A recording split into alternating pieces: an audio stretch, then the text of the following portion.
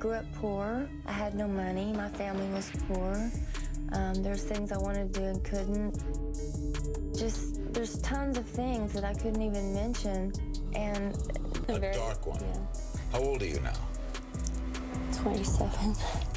Anna Nicole Smith really did live the American dream, but her life was like a roller coaster. We watched as she struggled, and we rooted for her. She rose from small-town poverty to become the face of glamour, marrying a billionaire and living the fantasy millions dreamed of. But behind the spotlight, Anna Nicole Smith's world took her to court battles, addiction, and devastating loss. By the time she was just 39, the woman once considered as the next Marilyn Monroe had lost her son, her health, and her life, leaving behind a legacy of heartbreak and unanswered questions. This is the tragic story of Vickie Lynn Hogan, who became Anna Nicole Smith, only to lose everything that mattered most. She was extraordinarily beautiful. She was reminiscent of Marilyn Monroe. She was a cocktail of a lot of interesting things. She harkened back to a Jane Mansfield or a Marilyn Monroe, and she brought glamour to nude modeling. She really played up her Texas roots in the 1993 Playboy centerfold video. Anna Nicole Smith, Playmate of the Year. Born the 28th of November, 1967, in Houston, Texas, Vickie Lynn's early life was marked by poverty. Raised primarily by her mother, Virgie Tabers, Arthur in Mexia, Texas, she had 5 half-siblings on her father's side, but little contact with Donald Eugene Hogan. School proved challenging. She dropped out of Mexia High School in 1984 at 17 without completing 10th grade. Working at Jim's Crispy Fried Chicken, Vickie met cook Billy Wayne Smith. They married on the 4th of April, 1985. He was 16, she was 17.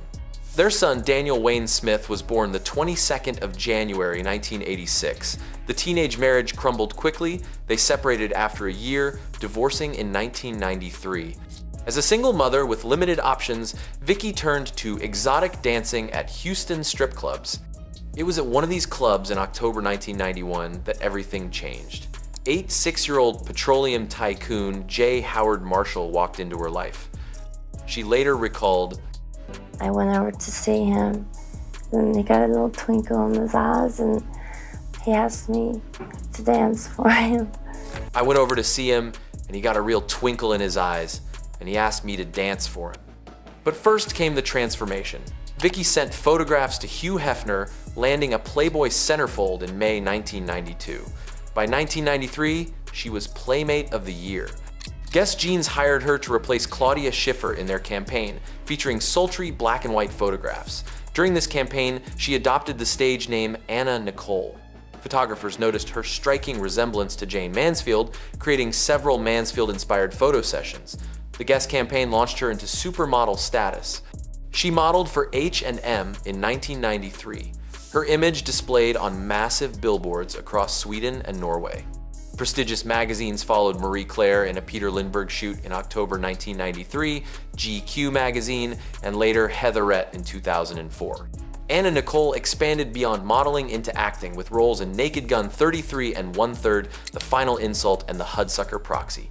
She had her own reality television series and endorsement deals, including becoming a spokeswoman for Trim Spa in October 2003, allegedly helping her lose 69 pounds. Meanwhile, her relationship with J. Howard Marshall deepened. On the 27th of June 1994, they married in Houston. The 63-year age gap sparked immediate speculation that she married him for money, accusations Anna Nicole denied. The marriage was brief. Marshall died the 4th of August 1995, just 13 months later at age 90. Despite not being in Marshall's will, Anna Nicole claimed he had verbally promised her half his estate, primarily a 16% interest in Koch Industries worth $1.6 billion. Pierce Marshall, his son, disputed the claim, triggering a legal nightmare that would consume decades. In 1996, Anna Nicole filed for bankruptcy following an $850,000 default judgment for sexually harassing a nanny. This pulled the Marshall estate dispute into federal court. The legal roller coaster began. September 2000 saw a Los Angeles bankruptcy judge award her $449,754,134. July 2001 brought a Houston judge ruling she got nothing and must pay over $1 million in legal costs. March 2002 reduced the award to $88 million. December 2004 saw the Ninth Circuit Court reverse that decision. September 2005 brought Supreme Court involvement. On the 1st of May 2006, the Supreme Court unanimously decided in Anna Nicole's favor, with Justice Ruth Bader Ginsburg writing the opinion. However, this only affirmed her right to pursue the estate in federal court, not actual money. Behind the legal victories, Anna Nicole struggled with serious health issues. Larry Birkhead later revealed she suffered chronic back pain from breast enhancement surgery and seizures. She began taking prescription drugs for pain management, eventually self-medicating with dangerous combinations. When pregnant in 2006, she attempted rehab cold turkey, but lasted only 1 week. The people closest to her became central to her destruction. Howard K. Stern, claiming to be her romantic partner and attorney, managed her medications. Dr. Christine Eroshevich and Dr. Sandeep Kapoor, internist, prescribed numerous medications despite her obvious addiction. The 7th of September 2006 brought joy, the birth of daughter Vickie Lynn Hope in New Providence, the Bahamas.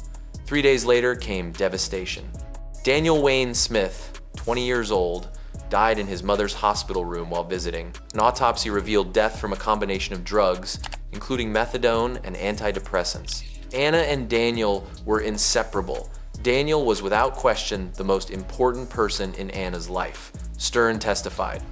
At Daniel's funeral, she had them open the coffin and tried to climb inside. She said that if Daniel has to be buried, I want to be buried with him. She was ready to go down with him. Stern later reflected, Anna saw herself as both mother and father to Daniel. From the time I met her, everything was for Daniel. I would say that physically, she died last week, but in a lot of ways, emotionally, she died when Daniel died. Daniel's death triggered Anna Nicole's final spiral. She retreated to the Bahamas with Stern, reportedly to avoid paternity testing.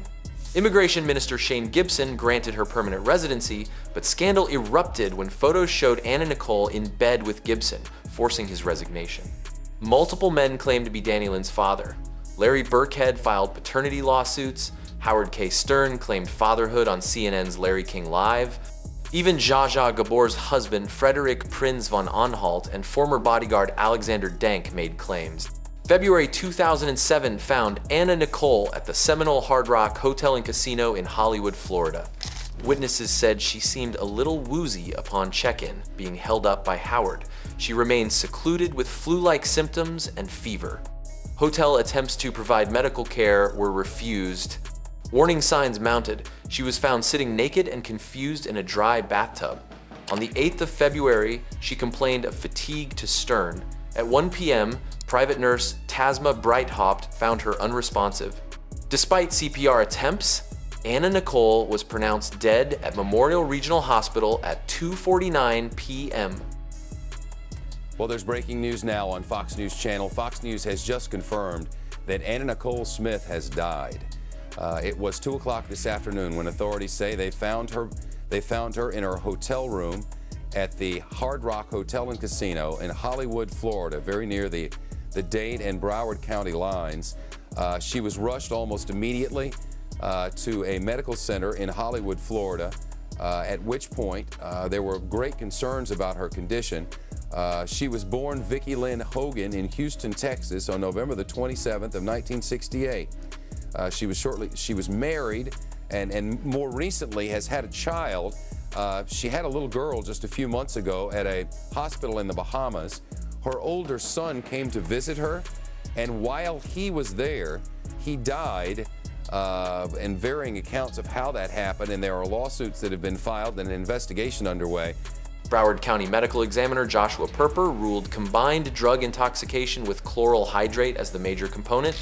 9 prescription drugs were in her system, 8 prescribed to Howard K.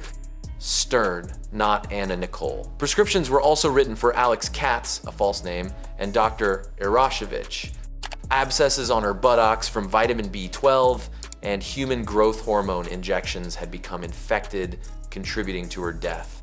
The criminal investigation led to the March 2009 arrests of Stern, Arashevich, and Kapoor. Former nannies testified they witnessed Stern and Arashevich crush up and heat some of those drugs in order to turn them into liquid and inject Smith. One nanny, Kwethly Alexi, said medications left Anna Nicole unable to walk and unable to handle her talking.